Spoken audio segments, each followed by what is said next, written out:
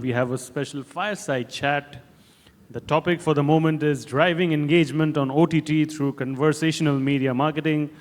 This very special session is going to be chaired by Tabrez Alam, Chief Strategy Officer, Bobble AI, and he'll be joined on stage by Mr. Soumya Vilekar, Director and Co-founder, Planet Marathi, Seller Services, Planet Marathi, and Mr. Hemant Jain, P President and Business Head, Digital Lokmat. Can we please have all three of them on stage and हम लोग उनके लिए जोर से ताली बजा सकते हैं, please?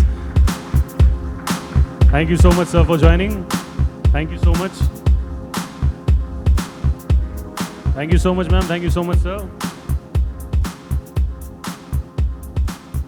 The stage is all yours. Thank you.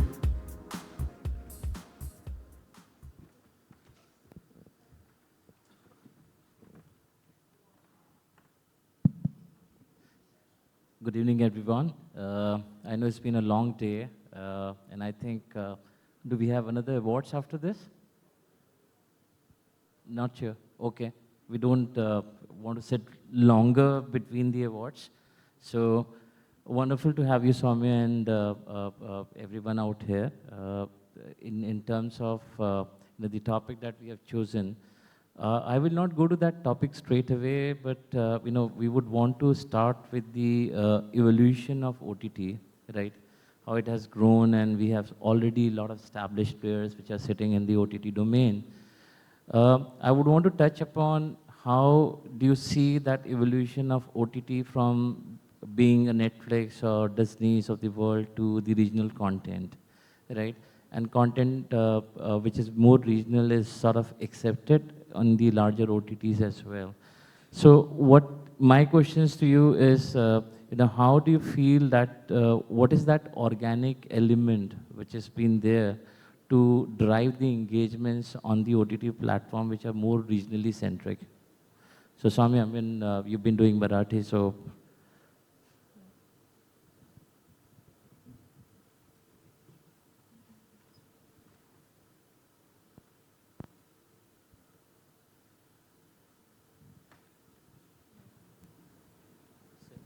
Hello.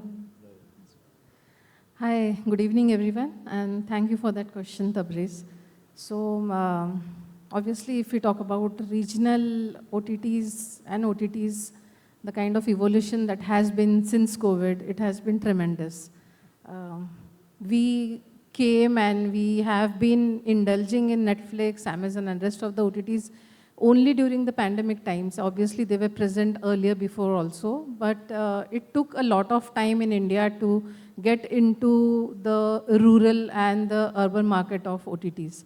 So we started in 2021 August. We launched the Marathi OTT platform. We are an all-exclusive Marathi OTT. This all happened because we were already doing movies, we were already doing theater production and releasing it in theaters. But in between the pandemic, when we saw that everything is being closed, this was the time when everything came on OTT and the entertainment became personalized and came to the personal screens of mobiles. That is where the complete evolution of entertainment happened. The creation changed, the evolution of creation changes, the entertainment changes, and then we reached over that, okay, this is the time that we can launch over here. Netflix has been there in the last 25 years. They launched in US and different countries and then came to India.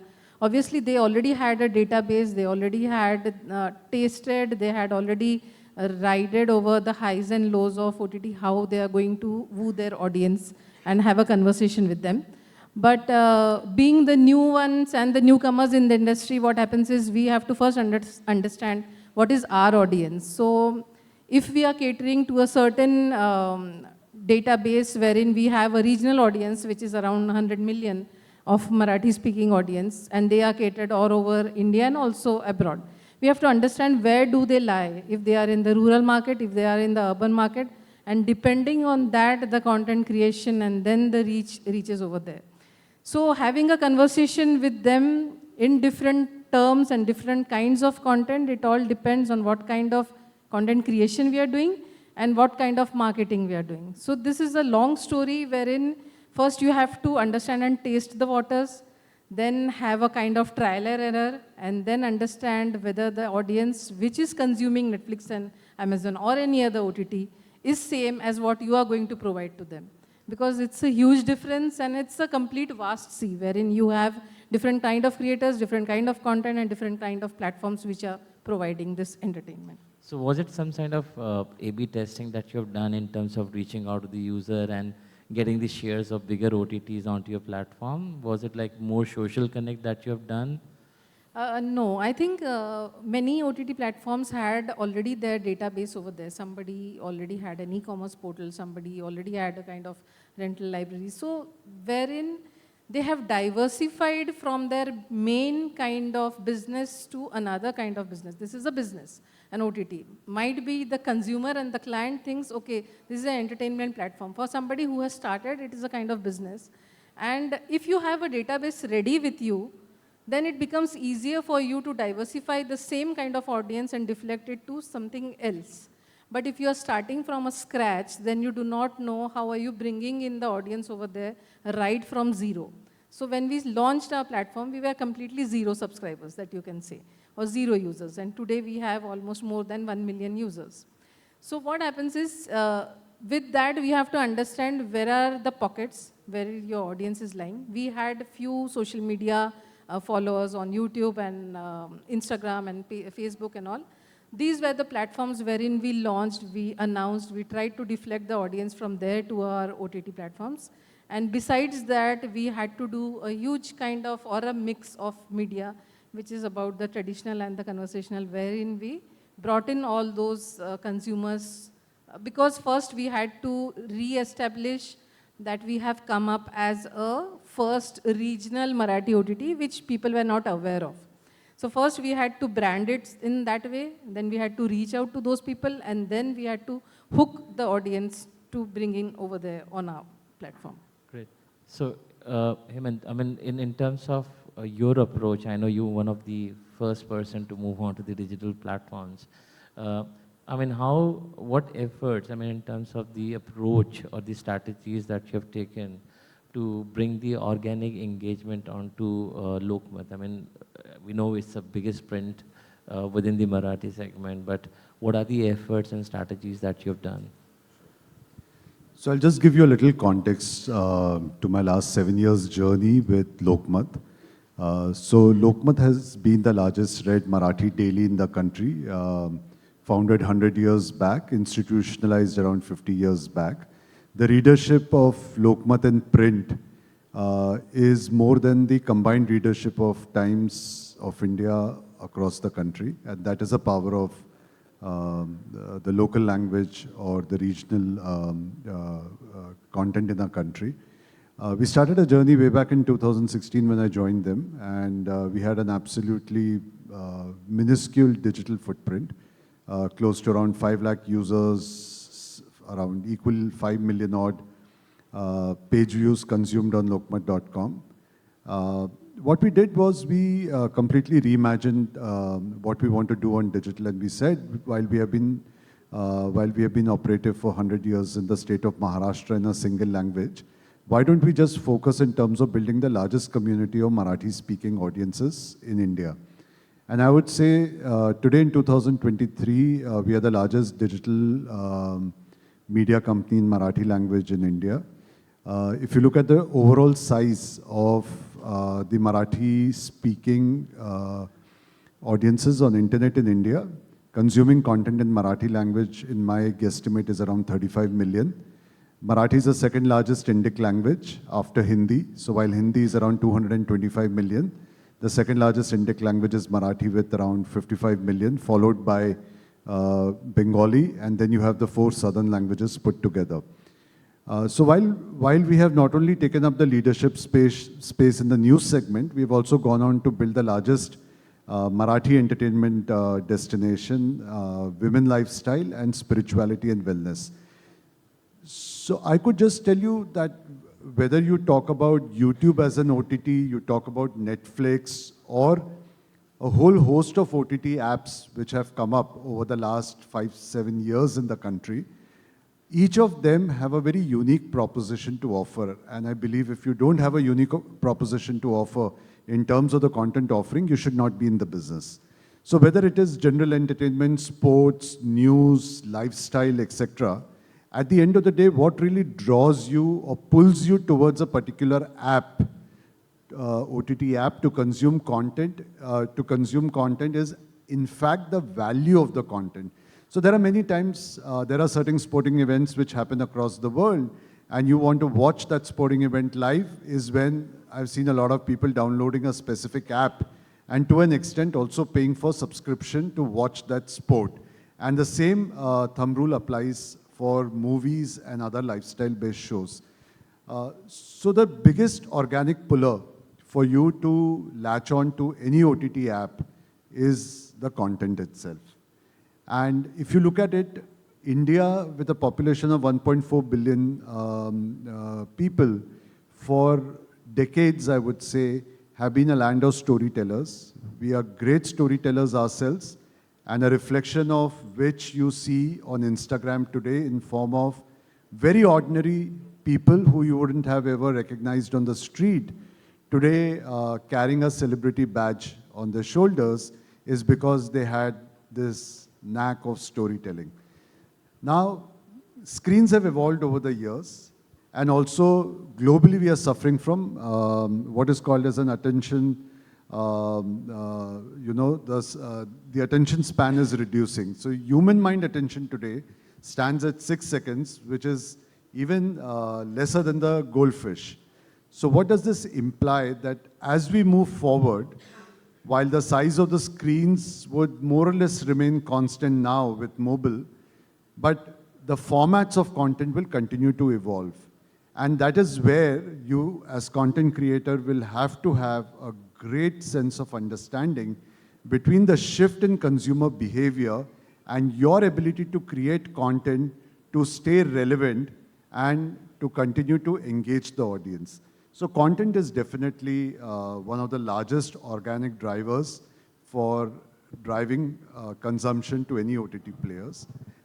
The second very big element is your ability to look at data. Now, the more you look at data, you would be able to go back to point number one, and you would be able to fine-tune, work upon, re-engineer your content strategy. In fact, when we work with YouTube and Facebook, the single metrics which we focus on is time spent, watch time, or percentage viewed of the video. Now, in spite of a video giving you great views, if the watch time is not great, given the manner in which a 3-second view gets counted on Facebook, etc., you should not really be happy. You should only be happy when a specific video has delivered a very high watch time or view percentage rate. So the second important thing I believe today for us to be successful in any kind of a content ecosystem is about your ability to continuously be on the top of data, map it with the shift in consumer behavior, and continue to evolve your journey of content creation. And the third aspect, which I believe the reason why there is a huge, I would say, challenge or stress currently prevailing in any kind of an OTT business model is when you look at the 3 core pillars of building any successful digital business is content, technology, and distribution. And when you look at the OTT business, you have cost associated currently and all across all the 3 core pillars. You're paying for acquiring content, you're paying for CDN to kind of stream content and deliver content, and believe you me, if you are someone where you have got investments, you're also wanting to kind of make your investors happy, and you are actually running your performance campaign to acquire customers. I believe one of the 3 pillars is where you need to kind of let your core proposition ride in a manner that you are able to not only create a great business model, but also create a very, very focused value proposition. Even if it's a niche, stay true to the niche, invest in building depth in that genre of content, and try to be the best, which itself, what I call as content as marketing. So if your content can't market for yourself, millions of dollars spent on acquiring content would still not help you build a sustainable business model in the OTT space. Well said, but Hemant, I just want to understand one thing. See, we all have content, right? India is such a diverse market. We have regional content. Every 200 or 300 kilometers, we'll have the linguistic or dialects getting changes. So what is that, you had the content, but how did you get people to consume that content? What was the approach of the marketing, which actually encouraged people to come and consume the content? That's another question which I would have for you and you as well, Soumya. So is that, the specific old model of, reaching out to people through ads or what? How did you get the people to get engaged to the content? What was the traditional marketing effort that you have taken? So if you look at our business model, we distribute content. We are very agnostic of the platform. We distribute content wherever we get an opportunity to distribute content. So even if you look at the overall content consumption landscape, I would say when I started my journey in the space way back in 95, 96, we were very destination heavy. People used to type in indianexpress.com or timesofindia.com and land on to, and like that, there were certain other publishers. They would land into an ecosystem for consuming content based on destination habit.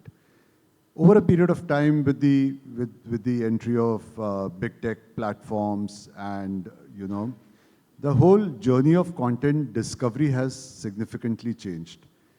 Now, when you look at content discovery, it's one of the most critical tasks for any OTT player to invest in. I still remember when I used to head the business for Hungama in India, and we were working with 405 record labels. When we got into arrangement with Apple for iTunes, for every single record in terms of the music title, individual song, there were 150 rows of metadata which we had to fill in. Otherwise, that particular track was not accepted by Apple. What did it do to us? It brought in a very different kind of a discipline and science, which was called as a metadata science. I call it as a meta-C. And it is the meta-C and your investment behind the metadata which helps users discover content. Now, content discovery, I believe, again, is on the cusp of disruption with generative AI and the manner in which that could be integrated on any kind of an OTT app. Now, users have a very different kind of mindset that every time they land on to a particular platform to consume content. Sometimes they're very clear that I'm going to be latching on to Hotstar because I want to watch the India-Pakistan match. But there are times when I go to Netflix, but I'm not sure what I want. I have 2 hours with me, and I'm in a mood to entertain myself, or I want to go through a story which is more crime-based or investigative-based. And that is where the whole journey of, there are 2 parts to it. One is, if you have a great technology behind the way, for example, YouTube has, Netflix, Amazon Prime, they are kind of trying to understand your consumption habit and thereby recommending you relevant content, right? Now, that relevancy of content is happening because of their investments in machine learning, AI, and also parallelly on the metadata. Now, that, in my view, is how you could actually create a very robust system. Okay, quickly, I think, are we running out of time? Yeah, okay. So Soumya, I'll just put it very short. Yeah. Continuing with what he said, obviously content is something very interesting, and it has to be the carrier in terms of marketing. If content is strong, it is going to carry and it is going to reach to the audience. But there is one aspect which is content discovery. There is another aspect which is you have to reach to the audience. So the audience discovering the content and you reaching to the audience is completely different. We have to first understand, like when we did that, 70% of the Marathi audience lies in rural areas and 30% is in urban and overseas. That is the way you have to understand what is the kind of content that you are going to create at that moment and how are you going to reach. Now, once you have created the ideal kind of content, which might be path-breaking or some flagship shows, you have to understand what is the kind of marketing that is going to reach over there. So the marketing can be a traditional media, it can be a different media wherein you have a conversation with the audience in different terms.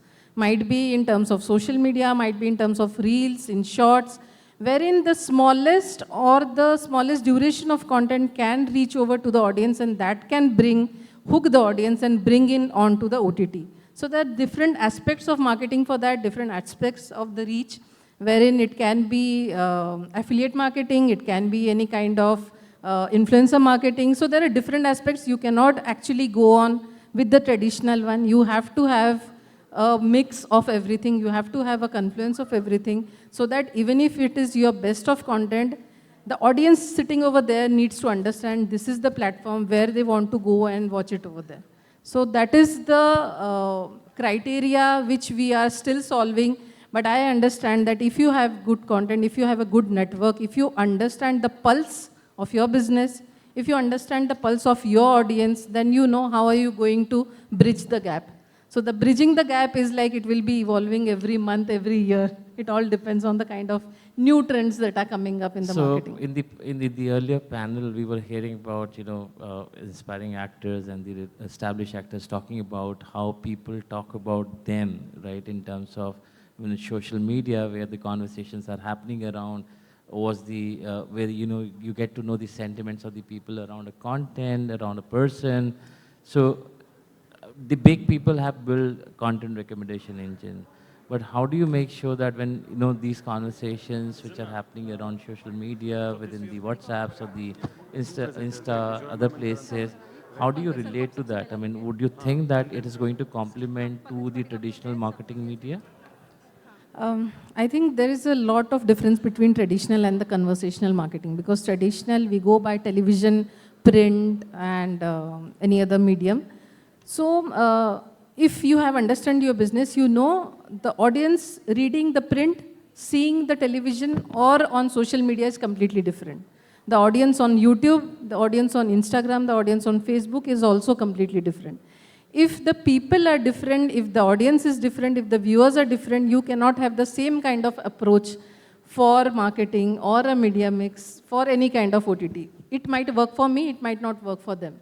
So I have to understand that, okay, if my small content pieces goes out in social media and brings out the audience over there, it helps me. So rather than going for a print medium or a television medium, wherein my television audiences are mostly housewives, but my content is completely different, wherein I need to have males or any kind of metro citizens or any kind of tier 1 or tier 2 cities audience over there, then I need to change my conversation with them. So the conversation which happens on social media helps a lot. Now there is one more thing which helps, which is influencer marketing. And also, I would like to mention kind of partnerships that you do. So the distribution part is also very important. Once you distribute, then you know the distribution on Tata Play or distribution on Jio or the distribution on Xiaomi is completely different, because there also the audience is different. So the conversation helps, but it has to be evolved every month, every content. So Hemant, how do you see that? See, I think so. We're living in an era where we are following. So the most common conversations which happen, कि यार तुम्हारे कितने followers हैं? या चाहे even if you are a news media house, you are an entertainment house, or you are an individual, today your reputation is more in terms of the number of followers you have. Now let's get into this whole concept of conversational media. So there is content, and there are creators, talent, celebrities, influencers, etc. Now when you look at the space today, they are together, it's very homogeneous. The creator is a part of content. It could be a 90-second reel. The celebrity or the creator is a part of a movie. So for example, if I'm a big fan of Mr. Pankaj Tripathi and I follow him on Instagram, believe you me, I mean the next film which is coming, which is getting released on irrespective of which OTT app, I want to watch him. I just want to watch him. So that's the conversation. So he's talking about the film. He's talking about what to expect in the film, about his role and behind the scenes. And that, in my view, is today one of the biggest form of media marketing or conversational media marketing which we have to latch on to. And it is extremely organic. It is extremely organic because of the number of creators you are following and each of those creators being participative in the bigger content ecosystem, And thanks to social media and our ability to follow them, I think so there is so much of opportunity for us, one, to create great content, look in terms of the variance in the format which can be created out of a single piece of content. So for example, at Lokmat, if I create 5,600 pieces of original content every month, across news, entertainment, women lifestyle, spirituality, wellness, etc., there could be a long form video, horizontal, some of them are 4:6, some of them are vertical, but now the entire focus is to see how from every single unit of content, I could actually create a 60-second shorts on YouTube or a 90-second reels. And the next big thing which we have started to see is the involvement of the talent and the creator in the journey of content creation, because they also have started publishing the content or the promo of their interview with us, etc., on their social media handles. So I think so conversational media is getting very, very exciting. I'd just like to add one thing over here. Yes. Just one sentence that we had a series which we launched last year, which was like watched by non-Marathi people also. It was called Ran Bazaar. And people did not know it by name, but then the song of this series became a hit and viral hit into reels and shorts, which was called Kundi Lagalo Saiya. People might be knowing the song, but not the series. But when they watch this, they come over there, because which series is this and how do I reach over there and watch? So the influencer and the conversation helps a lot. Wonderful. So I think we ran out of time. We had a lot of questions, but happy to discuss this. But I see that all the local content has to be sort of analyzed, and the feedback comes from the conversation itself, where people recommend each other this type of content they have liked, be it be YouTube, be it be WhatsApp, be it be Insta, everywhere. So there's a lot of power where you get the sentiments of people on the conversation itself. So apart from social, I think it is more sort of a very futuristic approach that we need to embed in terms of promoting our content as well. Fantastic. I mean, we ran out of time. Thank you so much. Wonderful to have you over here. Thank you so much. Thank you. Thank you. Thanks, sir. Thank you so much, sir. Thank you so much, ma'am. Zor se taaliyan, ladies and gentlemen, for this wonderful session.